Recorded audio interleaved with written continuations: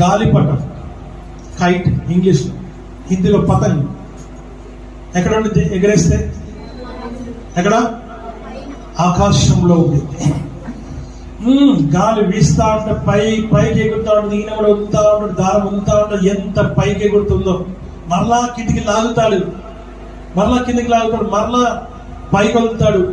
అది అనుకుంటా ఉంటుంది. ఏమనుకుంటుంది అంటే, ఈయన నేను గట్టిగా పట్టుకున్నాడు, ఈయన చేతిలో నేను బందీగా ఉన్నాను, ఈయన చేతిలో నేను బద్ధకంలో ఉన్నాను, నేను కట్లలో ఉన్నాను, అసలు ఈయన లేకపోతే నేను ఇంకా పైకి వెళ్ళేవాడిని, ఇంకా పైకి వెళ్తాను నేను అనేసి అనుకుంటూ ఉంటది. ఈయన దింపుతాడు, మరలా వదులుతాడు. అదేంటో తెలుసా? Up and downs. నీ లైఫ్ లో కూడా అప్ అండ్ డౌన్స్ ఉంటాయి. ఉండవని కాదు ప్రేమ దేవుని బిడ్డలారా, యోబు గారి జీవితం అదే జరుగుతుంది. Up and downs. ఆయన ఏ తప్పు చేయలేదు. వాక్యం అంటుంది, శోధన సహించువాడు ధన్యుడు. లాగుతున్నాడు, వదులుతున్నాడు అనుకుంటుంది, నన్ను వదిలేస్తే ఇంకా పైకి వెళ్తాను అనుకుంటున్నాడు. కానీ ఒక్కసారి ఏం చేసుకుంటుంది? అది తెంపేసుకుంటుంది, తెగిపోయి అది వెళ్ళిపోతూ ఉంటది. ఆఖరికి ఎక్కడ? ఒక ముళ్ళ తుప్పల్లో పడింది, చిరిగిపోయింది. ఆ పతంగిని మనం అడుగుతాం, పతంగి లేక గాలిపటం, కైట్, నువ్వెందుకు చిరిగిపోయావు, నువ్వెందుకు ఇక్కడ పడిపోయావు అని అంటే, నా యజమానుల చేతిలో నేను ఉన్నప్పుడు పైన ఉన్నా. నేను అనుకున్నాను ఏంటంటే, నా యజమాని చేతిలో ఉన్నందుకు నేను పైకి ఎగరలేకపోతున్నాను అనుకున్నాను. నేను భ్రమపడ్డాను.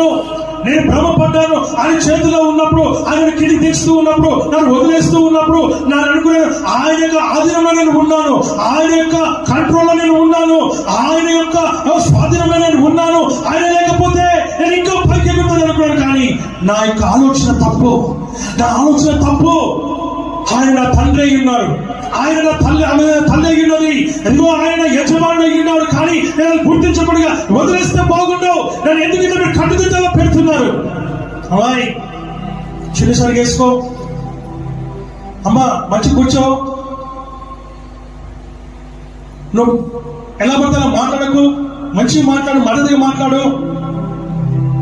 నీ భర్త నీకు మంచి మాట చెప్తాడు, అసహించుకుంటావు. తండ్రి మంచి మాట చెప్తాడు, విసిగించుకుంటాం, ఎప్పుడు నష్టపెడతా ఉంటారు. చుండి సరిగేసుకో, మంచి కూర్చో, మంచిగా మాట్లాడు, మంచిగా చేయి, మంచిగా నడువు, మంచిగా చేయి, నువ్వు ఇక్కడ పోకు, నువ్వు అక్కడికి పోకు, ఎందుకు ఇలా మాట్లాడుతావు, ఎందుకు ఇలా చేస్తున్నావు, అక్కడికి కూర్చున్నావు, ఇక్కడ కూర్చున్నావు.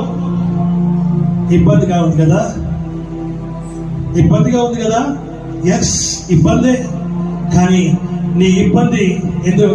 నువ్వు ఇబ్బంది అనుకుంటున్నావు, కానీ